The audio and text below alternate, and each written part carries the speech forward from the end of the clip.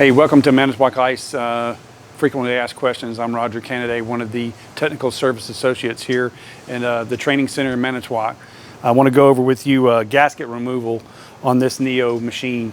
We've already removed this bin for purposes to show you that this gasket is just pressed into its retaining piece on the back of this evaporator and just removed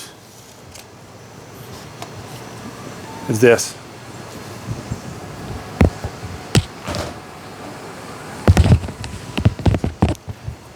New gasket, dart portion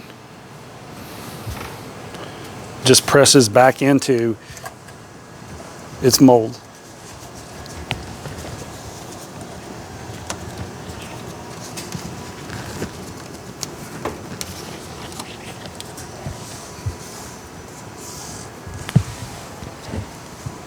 Then, of course, we would reassemble the bin onto the machine, and this machine's ready to go with another seal.